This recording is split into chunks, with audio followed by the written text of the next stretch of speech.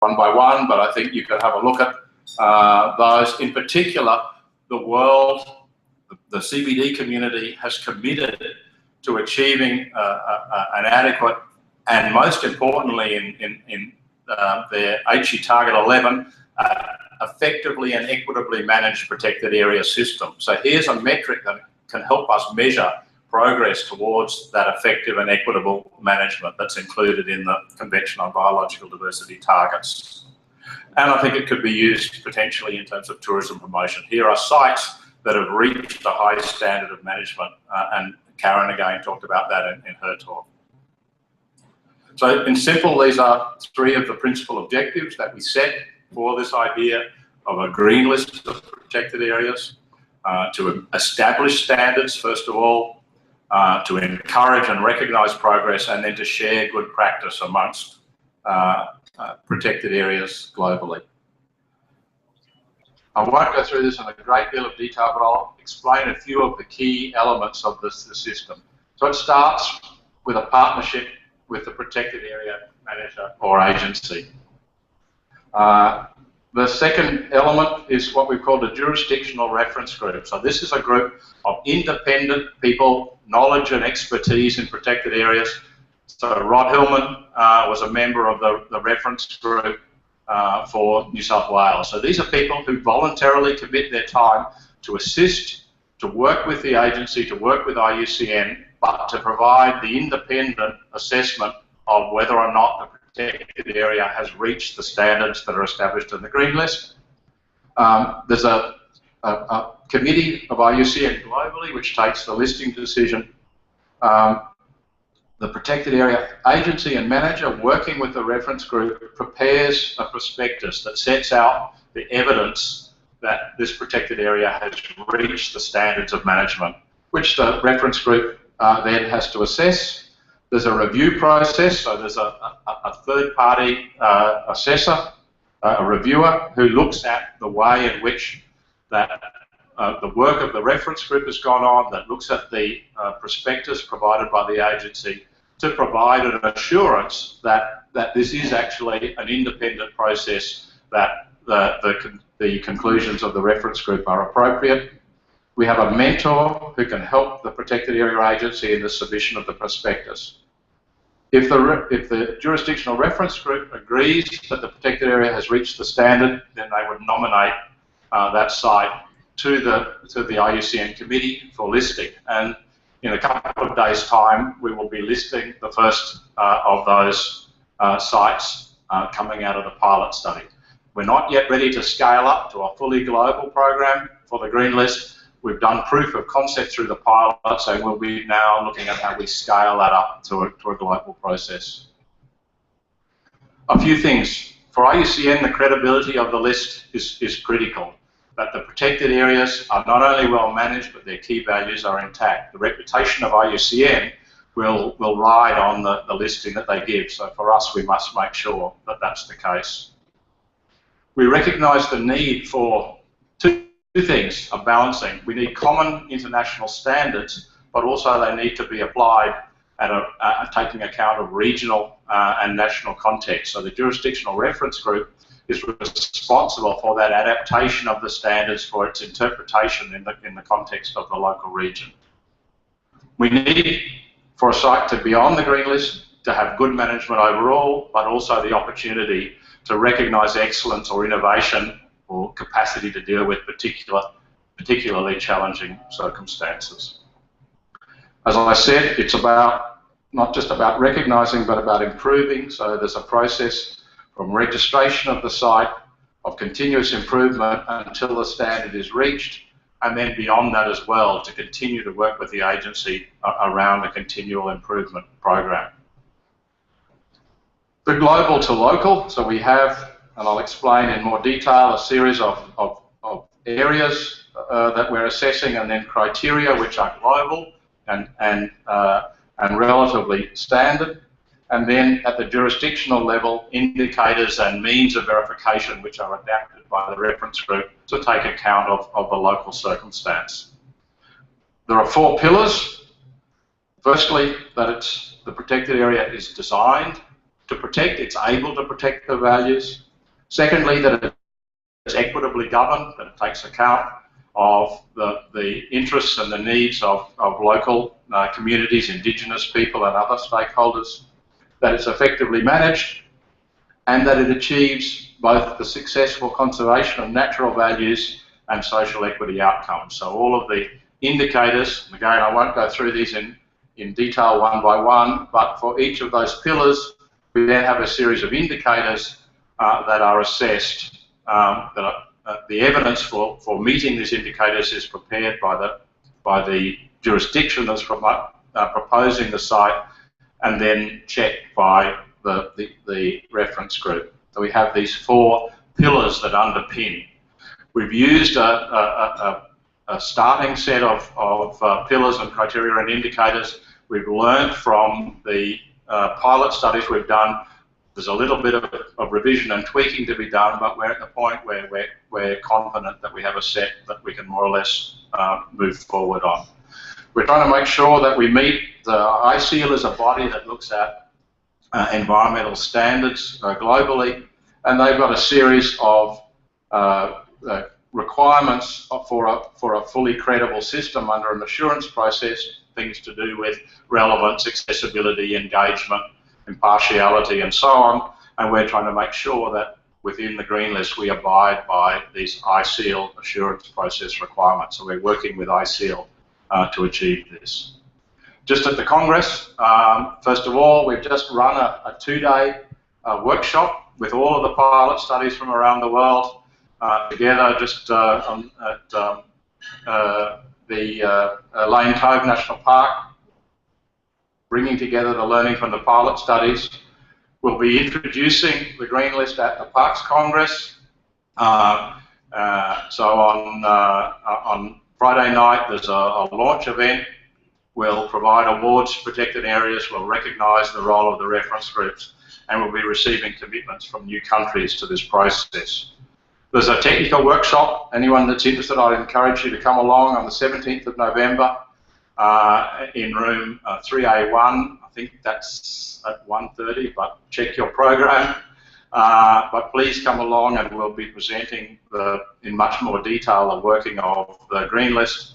And we're having drop-in sessions, so we'll have people at the Protected Planet Pavilion. If you want to find out more about the green list, come along, and we'll have people there that you can talk to and learn about how it operates and what we're doing. I wanted to just finish with a couple of lessons around standards and certification. One, getting the mix of comprehensive indicators and high standards and the capacity to effectively and efficiently assess these is difficult. So getting the mix right is not easy. You know, having sufficient criteria, making them relevant, providing for this potential and encouragement to develop, so we don't just recognise those that have already reached the site. Making sure that it's evidence-based. We want the green list to be very strongly based around quantitative or qualitative but real evidence that the protected area has reached the standard. That we have a credible assurance process that can give us confidence that the sites on the green list are indeed well managed. And as I said, matching simplicity of process with comprehensiveness of assessment, with a focus on the benefits to parks and to park users out of the assessment process. So the green list has been an exciting journey. It's run for a number of years. Now I think we're at the point where we've got a concept which we think will work well. So please come along and learn more about it. Hopefully it will become in time as well known as the IUCN Red List. So thank you very much.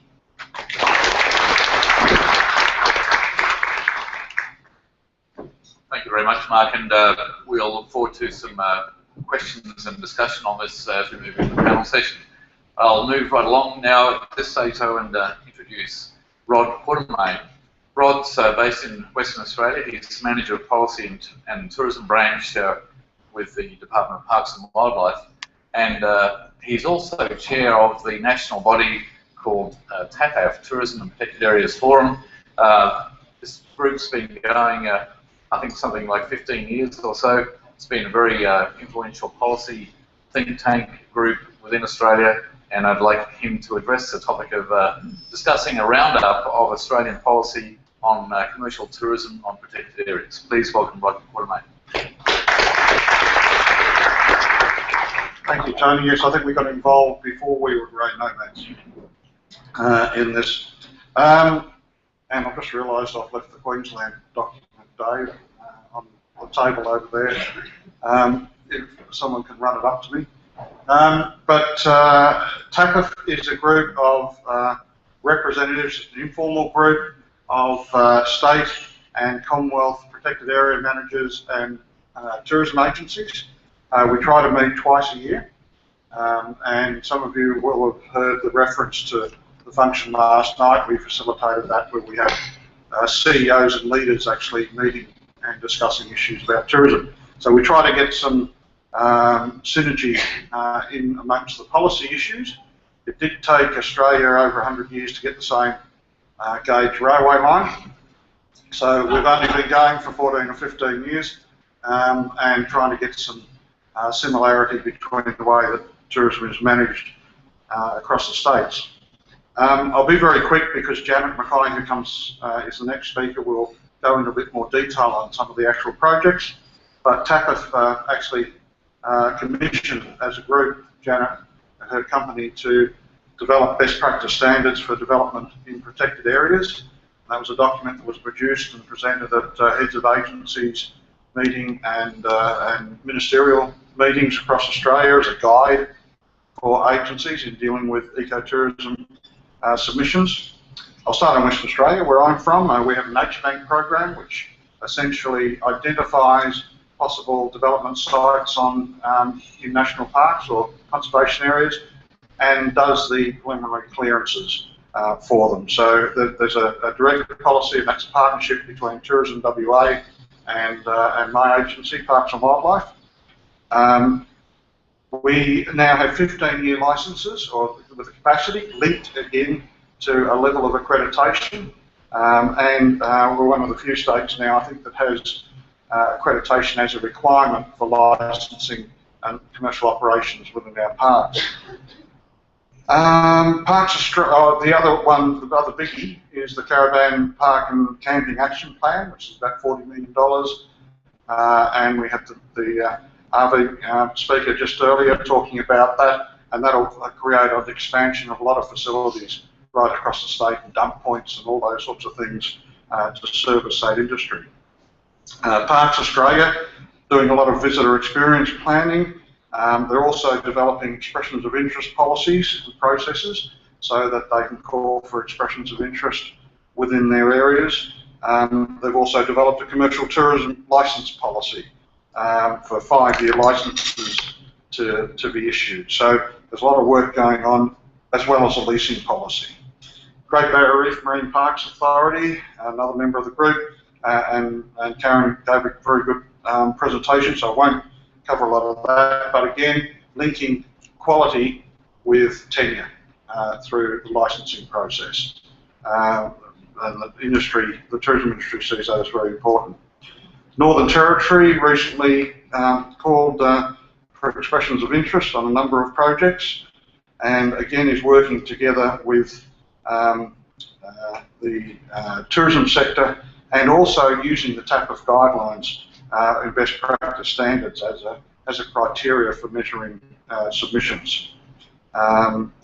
Tasmania taking a different approach in that it's called for people to come forward with their proposals instead of government driving the proposals or selecting the sites. They're going through that process, and they do have specific expressions of interest, but they're moving right into that area and letting it be market-driven. New South Wales Office of Environment and Heritage has developed sustainability criteria for visitors' use in national parks, and a whole range of other guidelines and criteria that again are used to measure and assess proposals across their areas. Austrade, who now has a responsibility for tourism, or some parts of tourism, has taken over the old TQual funding, and it's now called Tourism Demand Driver Investment Program. So it will fund or contribute funding towards public infrastructure that will drive tourism demand to areas. So it's gone from funding individual businesses to do things to funding more sort of public infrastructure is my understanding of it. So Victoria has now a tourism investment in national parks guidelines which they've developed and are progressing those with opportunities. One of them at the Point Nepean National Park, which is a old quarantine station and the old army camp there. Those of us old enough can remember that Harold Holt died there, or swam out to a submarine, one of the two, which you believe, but he was our Prime Minister at that stage, if you believe the conspiracy theories. And Queensland, the coalition government came to power there with a commitment to open up protected areas. It was quite restrictive in the possibility of developing in national parks, and they've run a number of expressions of interest, which I presume Janet will touch on as she speaks. But they've again gone down the same track as Tasmania in calling for general proposals without calling for specific ones. So that's specific ones, but also calling for more open proposal situation to work through. And certainly in Western Australia we've found that matching developers or the private sector with what we think is the development opportunities is problematic, and we're reviewing that process and trying to see where we can find a balance where it can be more market driven but still get the outcomes that we want. So I tried to be as quick as I could. I'm sorry for those in the room that provided all that fantastic material, but I have to squash it down a bit. So thanks very much, and we'll listen with interest today.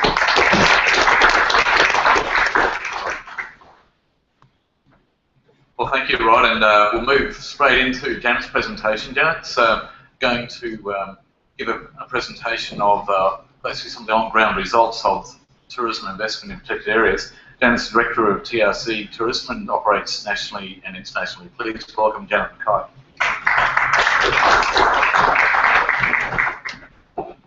Thanks, Tony. Good morning, everyone. I'll try and complement what Rod said and not go over it again. Just in terms of where Australia's come from, we're at a point in time which is a shift from some time ago, but we have had investment in national parks for a long time, particularly in ski resorts in New South Wales, where there's been extensive infrastructure for many years. And then some 20 to 30 years ago, Tasmania entered into an agreement with a private operator to provide one of the first really quality experience-driven investments in national parks. And there's been some movement in things like that over some time. There's always been a lot of commercial licences for activities, for tourism, commercial tourism activities, kiosks, cafes, and so on. But we've shifted quite a bit in the last 10 years. There's been quite a lot of change. Some of that's resulted from changing visitor trends. Things like new activities, ageing population that's meant that there's different interests in the community, and so there's been a change in what people want to do in parks and the acceptance that you're better to have people within your parks becoming advocates than not in them because of various reasons. So there's also been a shift in parks agencies themselves investing in things such as accommodation, in terms of improving the accommodation standards from simple huts to things like quality accommodation. And in the photograph on the bottom there is a Parks Victoria investment in a wilderness camp, for example, in one of their national parks, which has been really invaluable. So there's been a number of approaches over time, and Rod talked about the Nature Bank in Western Australia. The Nature Bank in Western Australia and similar approaches have been applied over the last 5 years, I suppose, in Western Australia, Victoria, Queensland, and a slightly different approach in Northern Territory for signature lodges, where basically sites are identified and the government does a range of preliminary work to actually ensure that those sites are suitable and that clearances are done so that the investment in preliminary work for the private sector is not as great, and then puts them out for interest. And it's fair to say that there's been mixed results on that, and not a lot of investment has been leveraged through that process. And some of our work has been to actually talk to investors and to establish why that is, and the TAPAP work was part of that, to say, okay, why is it that this approach is not being successful? There's also been some other odd projects, or little things happening around different states where, for example, government has looked at ways to, criteria by which they should change the zoning adjacent to national parks to encourage better investment on the boundaries of national parks rather than in them in some cases. So mixed results in a number of these things.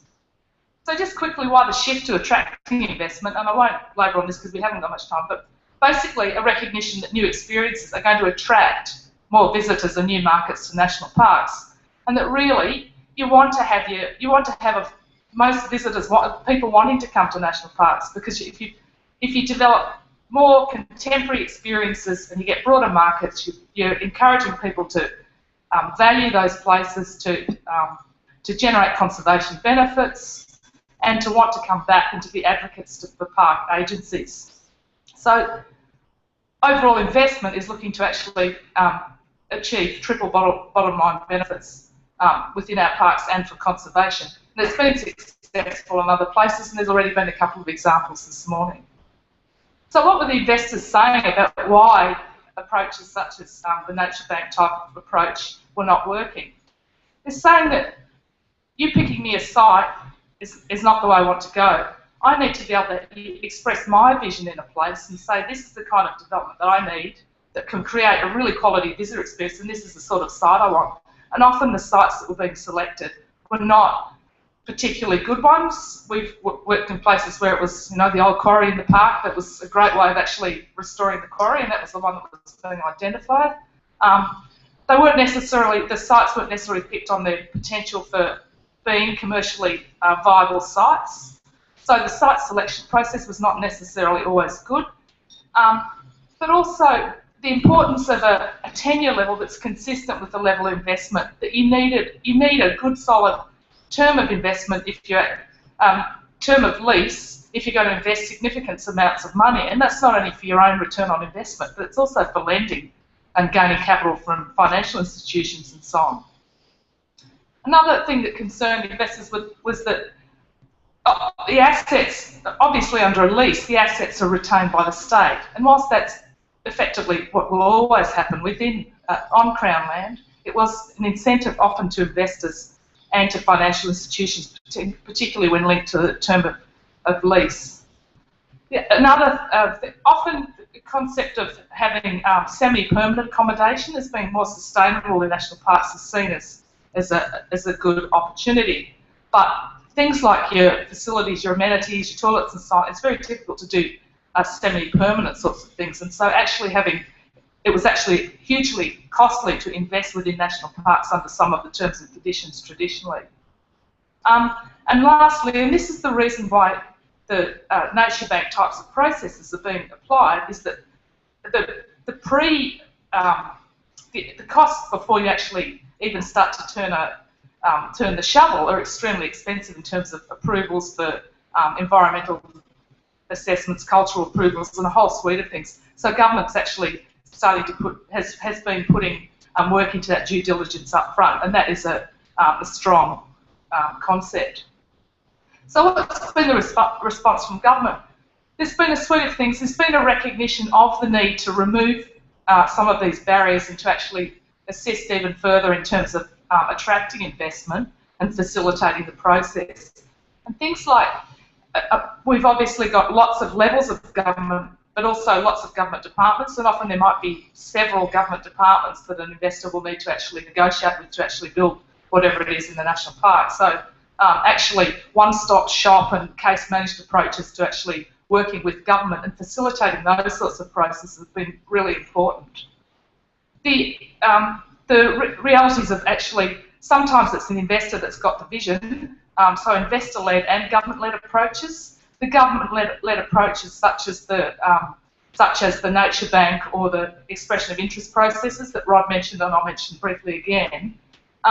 So having an enabling environment whereby an investor feels that they can approach government and that there are processes in place where their concept for some sort of project can be considered without it necessarily going back out to the market as a tender process where their intellectual property is being put out to the market.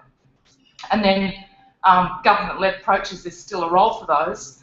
But in the situation of those, actually having concepts such as enabling plans of management that have opportunities for precincts where visitor experiences are appropriate to go out to the private sector, or broad areas, but not site-specific. So the broader the area and the more that your investment choices and your criteria are based on the ability for the development to create a great visitor experience but minimise impact rather than actually being very specific about what that development is, was a really important thing.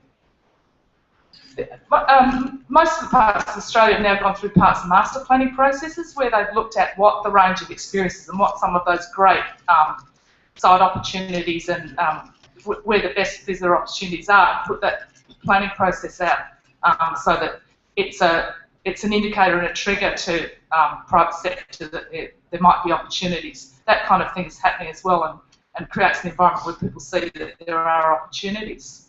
And then most recently, the expression of interest processes that have been going on in the different national parks agencies, with Queensland being the first one to actually go out to open expression of interest for private sector to demonstrate that they had projects that might be suitable for national parks.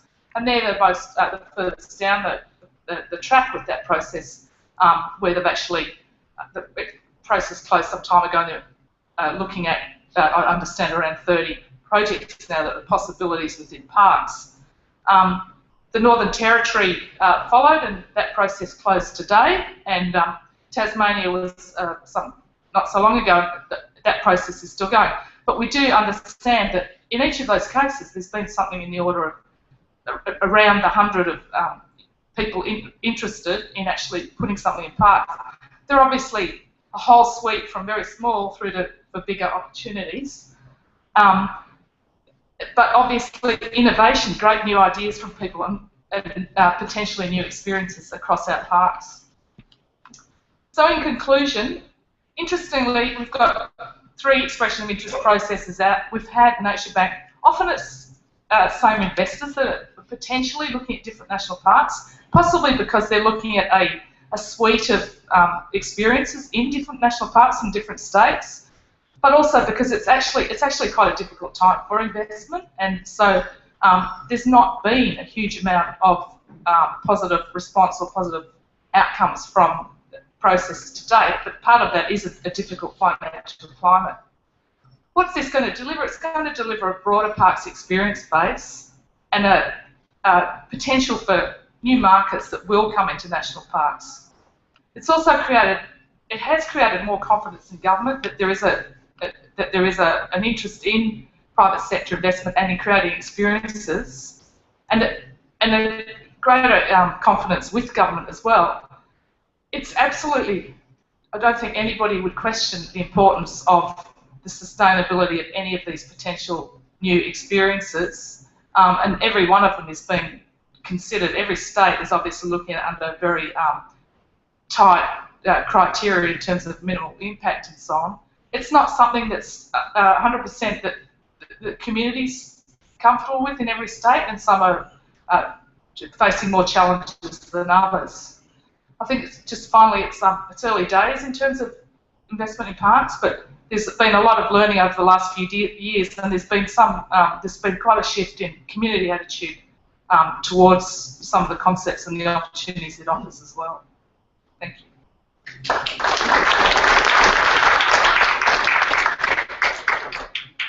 Well, thank you very much, Janet. And this is a really hot topic. All of our panelists have covered off on different aspects of this quality and involvement of tourism standards.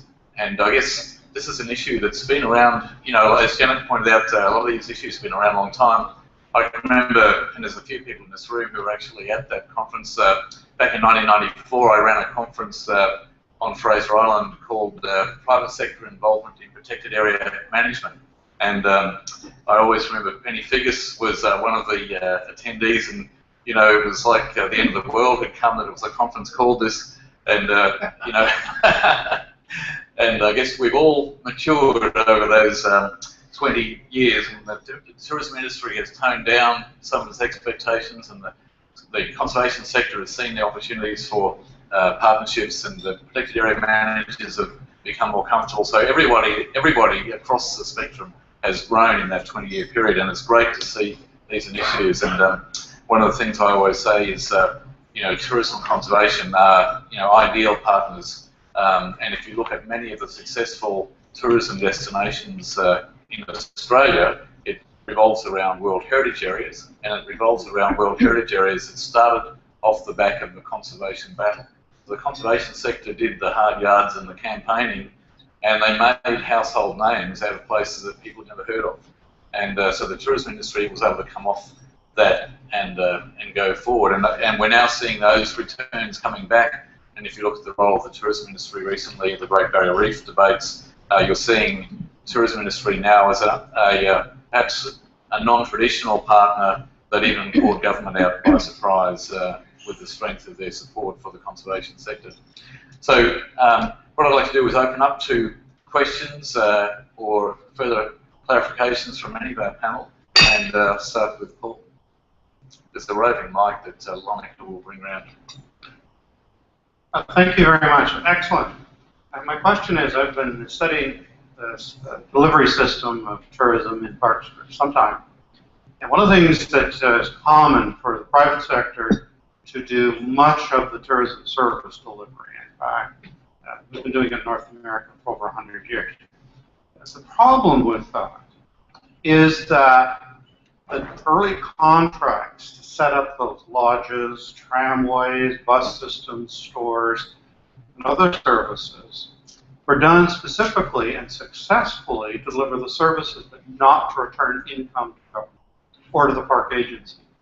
So that in the cash flow flowing through them, less than 1%, and we just heard this from Great Barrier Reef, a very small percentage of the tourism cash flow ends up in the management. So what happens over time? The majority of the workers work for the private sector, and the minority work for government. Those government all over are getting cut. So my question is, in the efforts in Australia, are you building in income to the park managers as one of your criteria for approval of the new development? Thank you. I'd like to take that one on. Maybe if I start. No, sorry. Oh, okay. All right. Generally, in terms of any lease arrangement, there is there's a percentage of return, which it would actually go back to the park agency through the lease. But often concepts, and I mean, obviously, there's, you know, it's early days, as I said, but there's this concept such as negotiating agreements in terms of, you know, facilities maintenance and so on associated with potentially a site and a broader service industry supply around that site as well. So there's a number of ways in which it can be done, and there's often also a range of terms around engagement of local communities and local Indigenous people in suitable situations where that's appropriate. Yeah, I think one of the things that we concentrate on is, the answer is yes, there's been a mature approach as it's grown, that if you build something and operate something commercially on real estate that you don't own, you pay rent. It's a pretty basic business principle. And so that's built in. How that rent is paid then depends on what the objectives of the landlord, being the protected area manager, has. So we quite often trade off dollar rental payments into social outcomes or environmental outcomes, and negotiate that with the proponent. So yes, there is a return, and you could probably put a dollar value on it, but it's not all necessarily just strictly cash. But you know, there is a pretty basic principle that you pay rent with your rental situation. You pay rent, and more agencies. And I was talking to Bradley from Ontario earlier that 90% of his revenue, as you would know, is from visitor fees and charges. So agencies are having to rely on that. So they're having to get more commercial. Alternatively, they're also having to recognise the commercial realities of running those businesses. So quite often we have low rental at the beginning of a greenfields development, those sorts of things to phase in that as the business develops. And quite often it's a percentage of turnover, so things are good. We both share the benefits. When things take a nosedive, we both share the pain. Yes, that's right. Yeah, I'll sort of comment more from a park management perspective, and I showed that summary of results from our management effectiveness work, which shows that perhaps only 20% of protected areas are really soundly managed. And one of the key reasons for that is a lack of resources. That protected areas that depend primarily on government revenues are rarely funded at the level that's required. And so I think diversifying the sources of revenue is a critical part of identifying that. We need to recognise that if we want protected areas to work, we actually need to have a step change in the level of support for protected areas. So I'd see getting a better flow of those revenues is a critical part of that. Okay, Andrew. Oh, sorry, it was Andrew Fairley, yeah. Thanks, Tony. I just wanted to make a comment on that I'm Chairman of Parks Victoria, and one of the issues that we face, and I'm sure other parks agencies face, is the whole issue of hypothecation, so that when you actually rent, you have an operator operating in your park, because of some pretty arcane legislation, many of our parks don't allow us to actually retain whatever revenues we are able to develop, but it goes back into consolidated revenue, and then you have to go and fight with the Department of Treasury and Finance to get some of that money back. So it really takes away any incentive to actually do it. But I wanted to ask a question to Janet, and it was in relation to the issues that you put up there as the sort of barriers for participation by private sector investors. And it really has come up in the context of discussions that we have had with that whole EOI process that has been going on in relation to Point Nepean. And it seemed to me that one of the detractors of interest was that immediately a lease was entered into, then local government rates and land tax kicked in on the area leased. And there didn't seem to be the collaboration between state and local government in relation to entrepreneurial behaviour, when at the end of the day it would be the local government that would massively benefit from the development. And I wanted to ask you whether or not you'd had that experience in other research that you've been undertaking. Yeah, it's interesting, Andrew. No, it's actually not something that was seen as a significant barrier in the discussions that we've had with different investors through this process. I think they saw it as something that was the reality of the political situation. But we're working currently on the opposite side of the bay from Point Nepean, and I can see that's an issue in that situation, which is Port Queenscliff, where it's owned by Defence, and it's the Borough of Queenscliff that's actually particularly interested in that whole scenario, and they can see the huge potential of something within that. But I think certainly the people that we've talked to and going through this process have seen that it's simply a reality that they have to live with, and that there are broader regional benefits out of it, I guess. Perhaps I can add to that. One of the processes that we use is that we don't, and it hasn't come up in terms of the rateable issues in most of our leases, but sometimes, more likely, they're asking, well, it might be a year or two before we actually even start developing, because we've got to go through a whole approvals process. and therefore we're using up a year or two of our lease. This term's become important. So we quite often give a letter of comfort, and we get the lease approved. We don't actually execute the lease, and we allow them to do everything they need to be doing, so that hopefully, as soon as they're ready to hit the ground running, the lease can be executed. So that is another mechanism of doing it, and that would solve your rates issue, because it can't be rateable until the lease is actually executed. Just to make a quick observation that in relation to the expression of interest process, I think in addressing the hypothecation topic, there's an opportunity for the industry to get on the front foot on a hypothecation by the very fact that it's an expression of interest. There's nothing stopping the proponent saying that setting out the conditions upon which they will pay, and it may be related to money getting invested back into the park, it may be in kind rather than cash. So there's a more open opportunity with an expression of interest to have hypothecation happening by stealth rather than going to consolidated revenue. But I just want to see if there's any questions for Mark, because he's going to have to make a dash. Angus. Thank you, Tony. I'd like to ask Mark a question relating to wildlife research conservation work. For some years, I've worked with the Foundation for National Parks and Wildlife, and one of the functions of that organisation was to provide ongoing project funding, mainly to national park organisations. Over the 7-year period, I noticed two things. First of all, the lack of long-term commitment to wildlife conservation programs just didn't happen. And secondly, almost complete absence of research programs related to tourism. Exception of Christmas Island, there was an opportunity there, but it seems to be that's a real gap.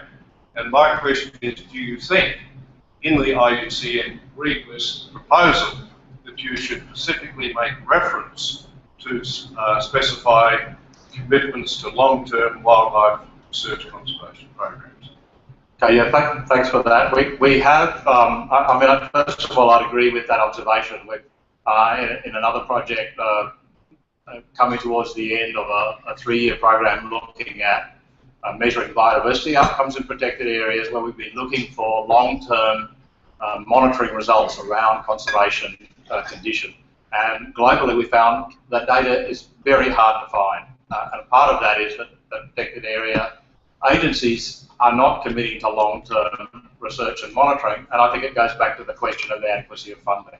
We do have indicators within the Green List system around whether or not managers have adequate information to be able to demonstrate conservation outcomes, and in the absence of that, they would not go on the Green List. So we see absolutely that for both social outcomes and for conservation outcomes, being able to provide adequate evidence that the protected area is working is the fundamental requirement before you would get on the Green List. I might say, look, my apologies for having to leave. I've been organising one of the streams at the World Parks Congress, and we have a meeting of all of the people that are involved in running that stream. I've got a taxi, I think, waiting outside for me, so apologies for having to leave you, but thank you very much. Thank you, Mark. And we'll just Just to go back to the hypothecation issue, it is a really important positioning statement, and it varies across Australia. In Western Australia, we have complete hypothecation of all our fees and charges, including with commercial concessions. But it's a great position for me to be in when I'm negotiating a lease, to say to the proponent, because the two major issues are usually lease term and rent, is that every cent of your rent will be reinvested into the product that you're selling, which is usually the national park or the conservation areas surrounding the development. So I think it's a really important way that you can position yourself to attract investors, because attracting investors to do developments in national parks is not easy. And that's a problem. We don't have them banging down the doors. just one last question from the front. Thanks. It's a comment, really. I'm Anna Spencer. I chair the Tourism and Protected Areas Specialist Group, and I want to draw your attention to one of the events at the Parks Congress. On the evening of Monday the 17th, there's going to be a launch of several new publications, and 3 of these are new concession guidelines and toolkits. One of them is being produced by UNDP and includes lots of examples globally, including Zealand and Namibia and other areas of the world. Another one from the SADC region, Southern African Development Community, which relates to concessions in transboundary protected areas. And the third, which is being produced for the World Bank group, the IFC and World Bank, which is used by their practitioners advising protected area regions. And you'll find it on the tourism journey, which I'll discuss later. Thank you. Thanks, Sam. Okay, well, if everyone could join me in thanking the speakers, and we're going to move to the topic. It could easily take a day in itself, but I'm sure over the next week, those of you who are staying on will have an opportunity to delve into these investment topics more. It now gives me great pleasure to introduce as a keynote address Jeremy Lindblad. Jeremy is, as his bio says, you know, expedition travel is in his DNA. He's a third-generation expedition organizer. He's lived and breathed this through his life. His grandfather and father have been involved with the industry of pioneers of ecotourism and are known internationally. They now have operations in Australia, and Jeremy is the Business Development Director for Australia for Lindblad Expeditions. Please welcome Jeremy Lindblad.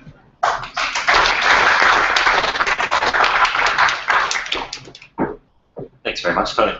I'm just going to start with a short video.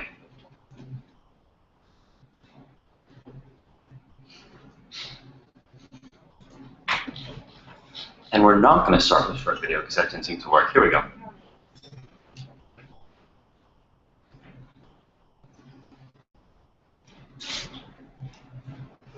We don't need that. It was only a minute footage of polar bears, and I thought it might be that time of the day when we could start to look at some beautiful things. Hopefully some of the other videos do work, though. As Tony said, I work at Lindblad Expeditions, and for those of you who don't know who we are a small ship expedition company that operates 10 vessels across all 7 continents. We've recently started operating off the Kimberley coast here in Australia, so we have operations here in Sydney. But the company was founded back in 1958 by my grandfather, a man by the name of Lars Erik Lindblad, who many considered the father of ecotourism. And he had 2 primary philosophies when it came to the business. And that was, number 1, to inspire people to travel. Fundamentally, that makes sense. But number 2 was to inspire people to care about the planet. And that was very new in the world of tourism at that point. Making money and conservation didn't necessarily go hand in hand, but he honestly believed that it was possible to build a tourism business that not only was not a detriment to the environment, but a tourism business could celebrate the environment and the places that we visit. We continue to do that these days. So it's, as you can imagine, it is paramount to us, the ideas of conservation and sustainability in the places that we visit. Otherwise, we won't have a business to do in the next 10 years. So there are 2 ways that we focus on this. One is very difficult, and one is a bit easier. So let's start with the very difficult part. And that is to create life-changing experiences that inspire our 20,000 guests a year to go out and care about the planet and to make an impact on their own. We can raise as much money as we want and give away as much money as we need in order to make individual contributions, but we find that you can make exponentially larger contributions by inspiring people to care about the planet. So, for example, we don't just take people to very wild geographies and hope that they come away with a wanting and a desire to make an impact in those areas. We have to take them to these places with the smartest and the brightest researchers, scientists, speakers, and we do so with our own staff as well as with our partners, National Geographic. So, for example, in the Antarctic this year, we had James Baylog, who's the founder of the Extreme Ice Survey, who made a movie called Chasing Ice. He was working with our guests, placing ice cameras down in the Antarctic, getting our guests involved. We take guests to Galapagos. 7,000 guests come with us to the Galapagos every year. And there we support things like the Charles Darwin Foundation. We inspire the guests to go and explore these regions, but to do so intelligently. In Alaska, we support the Alaskan Whale Foundation. Again, we get the researchers on board. We have them help our guests digest the geographies that they're in and hopefully induce some sort of change. Here's a wonderful picture of my little sister. Now this is Isabella in the Galapagos when she was 2013 or so.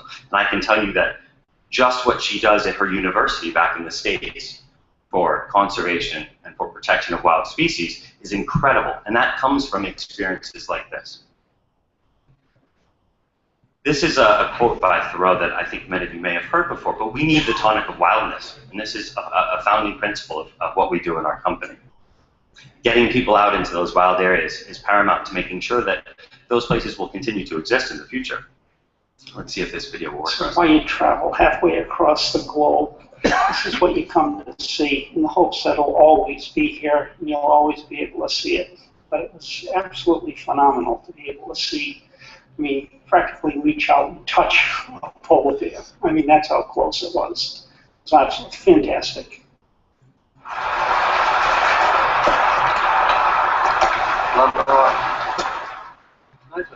This particular cruise has been the most enlightening experience I've ever had in my life.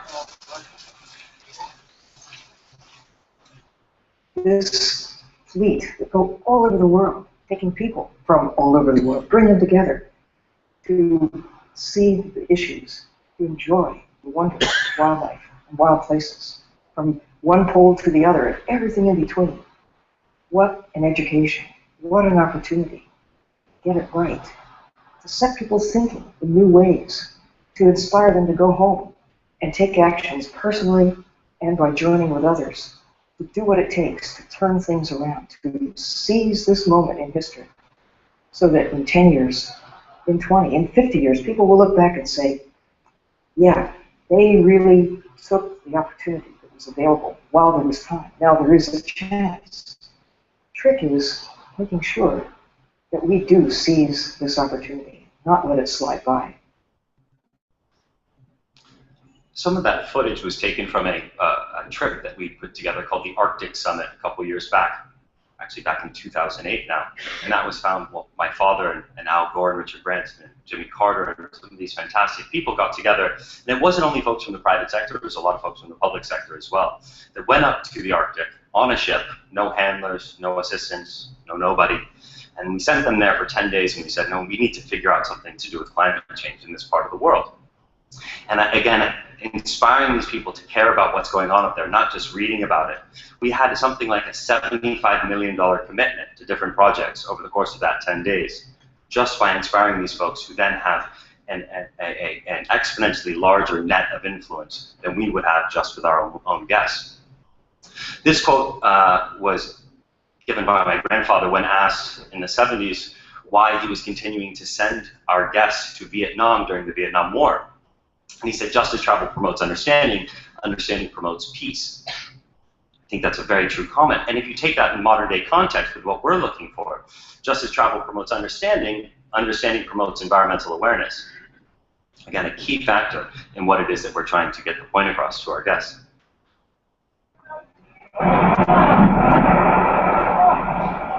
An expedition to the Arctic comes back with fresh evidence of the threat facing wildlife there in the polar regions, as ice melts at an alarming rate. The National Geographic Explorer ship sailed to the Arctic this summer, giving cruise passengers, biologists, and other experts a first-hand view of the situation up north. The thing we've always looked for up here is the ice. So the ice is cleared out early here, and it seems to me it's really putting the bears under stress. The National Geographic Explorer captured one example of this stress on video. We saw a very, very hungry young female with a single cub, also a bad sign because they should have at least two. She was so thin, she was desperate for food and actually was challenging a big male for a carcass that they'd all been squabbling over. She got no way of getting food there, and if she can't feed herself and suckle the cub, A, that cub will die, and B, she's actually compromised as to whether she will survive the winter. The impact on the polar bear, which is listed as a vulnerable species, is just one consequence of the ice melt. The region that is experiencing amplified response to the current climate conditions are in the polar regions, and in particular in the Arctic. The changes in the Arctic signal the type of changes that we can anticipate elsewhere on the Earth. According to the National Snow and Ice Data Center, this summer Arctic ice cover melted to its lowest extent on record. a worrisome trend for those roaming the increasingly warming wilderness. For NBCNews.com, I'm Deborah Brown. So we all know that we're facing some significant challenges out there, but we believe the more that we can take people to see these firsthand, the more that they will care and go back and make a difference themselves. Now, that's the difficult part. Life-changing experiences, inspiring people, that can always be tough. The easy part is raising money. And we administer a fund called the Lindblad Expeditions National Geographic Fund that since '97 has raised over $10.5 million just from our guests. So how we do this, on every single trip that we offer, we ask for the support of our guests in specific projects in the places that we visit. They all have to do with places that are near to our ports of call. Again, we take people to these regions, we let them experience them, we show them the issues that we're facing, and then at the end we ask for their support, and Lindblad matches that. So what we do is, to induce more donations, we will match donations in the future of cruise credits to the folks that travel with us. So if you donate $1,000, the next trip you take with us, we'll take $1,000 off. And we find that that's very successful. And again, the monies that we're raising are going to wonderful programs in the places that we visit. Without that sort of support, these places won't exist. I think to this point in modern day, I think we're giving about $1 million a year to the Charles Darwin Foundation, for example. Now, the Galapagos is a backbone of where we visit. It's a place that my grandfather was the first person to take a non-scientific expedition to. And without that sort of support, the Galapagos would not be the place that we care about today. I want to end with a short video on a project that we've just entered into. It's hopefully a project that you'll hear about more over the coming week. Has anyone heard of the Pristine Seas project? Okay, well, you'll hear more about it. So this is definitely the boldest, most difficult initiative we've ever gotten involved with. We've actually committed $10 million over the next 5 years to this program, which has to do with marine conservation. Our goal is to get 10% of the world's oceans under marine park reserve within 5 years. Now, I come from the private sector, of course, and I speak directly to customers, but on a larger scale, a lot of our goals is working with government agencies to make sure that we get their support in protecting these waters. For example, the president of Gabon, with one single swipe of a pen, took 70% of his waters under marine park reserve. And it's bringing folks like that and inspiring folks like that through the works of folks at National Geographic and at Lindblad to make sure things like that happen. So enjoy this last clip, and then I'm happy to answer any questions that you might have.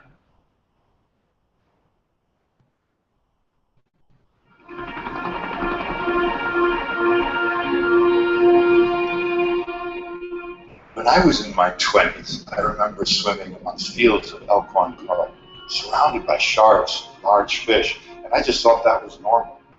Well, it isn't anymore. Growing up on the Mediterranean coast of Spain, I was fascinated by Jacques Cousteau's films. He showed us such underwater richness, large fish, healthy reefs, sharks. When I went swimming in the Mediterranean, in the same sea, I didn't see any of that. The Mediterranean was almost dead. In the mid-90s, I went back to the Mediterranean that I knew as a child. The first dive I did on a small marine reserve that had been protected for over 10 years. Everything that Cousteau showed us was there.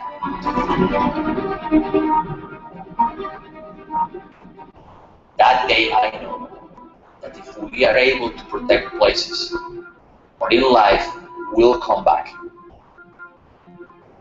We've got to ensure that there are places, not just a few, lots of them, where corals thrive, where large fish live, where the system is in balance. Only 1% of the ocean is protected. 99% of the ocean where there is fishing is like a debit account. Everybody withdraws, but nobody makes a deposit. Why would we allow our generation to preside over the bankruptcy of our ocean? there are still a few places that are untouched. Places that look like the ocean of 1,000 years ago. These places are the only baselines we have to understand what we have lost, but most important, they are a blueprint to help us determine what type of future we want. In the last 5 years, we have visited 9 of the most remote places in the ocean. And we have inspired leaders to protect 5 of them, some of the largest marine reserves on the planet.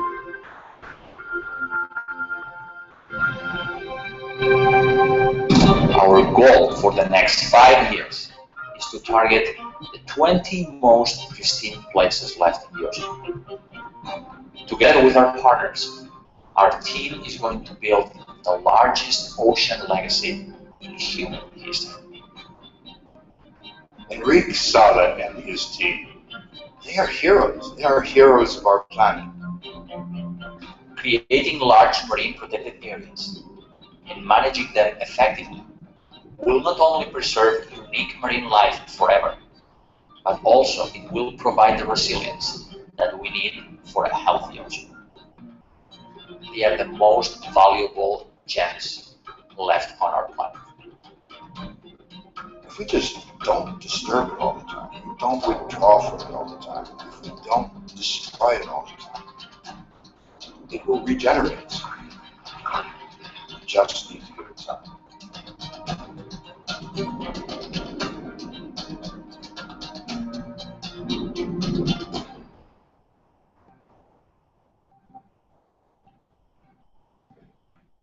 So in the coming year, and for the next 10 years, we will be visiting a number of these places with our guests. Actually, in the coming season, the National Geographic Orion is heading over to the Southern Line Islands as well as to the Pitcairn Island group, where we'll take our guests diving, we'll show them what's going on.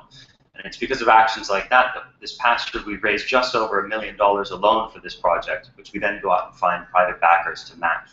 So it's a fantastic project, and it's one that we believe highly in, and we're very excited for the success of it. Now, I had to put my little brother in because he would have been very upset if he knew my little sister was in there. But I honestly believe that we need to inspire people to care about the planet. Right? It's not just so that we can visit it. It's not just so that it's the right thing to do. We want our families and our future generations to be able to see what we've seen. And we're going to work tirelessly. We work tirelessly every day, whether it be the folks in the office or the folks on our ships all around the world, to make sure that we can do our part to make sure that that happens. But thank you very much.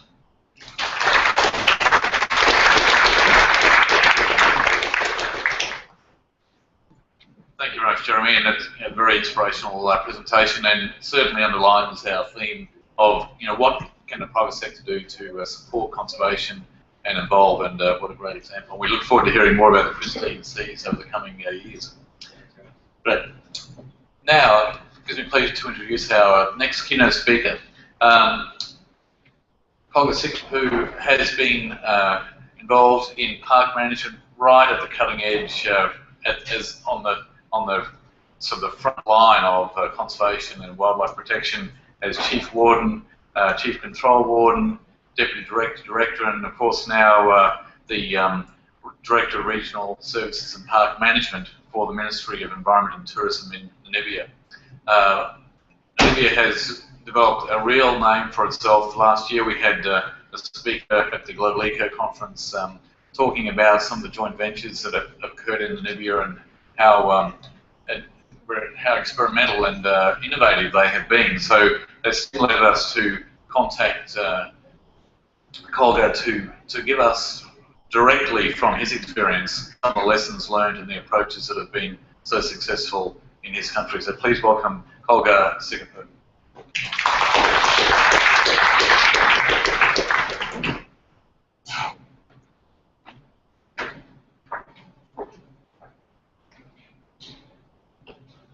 Good morning, and thank you very much for invitation extended to us to share some experiences from Namibia's national parks, particularly on our public-private partnership and joint ventures in terms of concessions and the tourism activities in our national parks.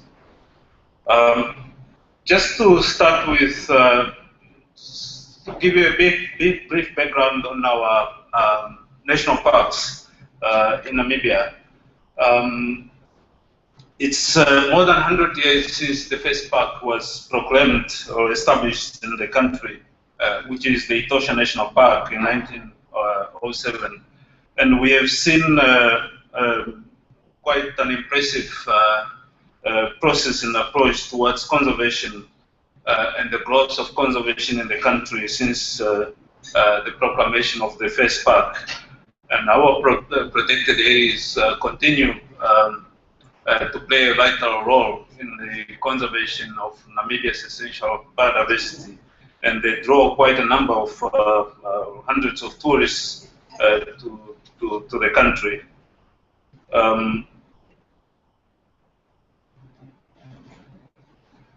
What is most important to us is our country constitution, because that's where the country's commitment to biodiversity conservation is reflected. Specifically, Article 95 of the Constitution, which allows for the foundation of formulation of policies, legislation, and programs aimed at biodiversity conservation and ecosystem management for the benefit of the current and future generation. And therefore, that gives us a stand, gives us a stand on how we take sustainable use and benefit of wildlife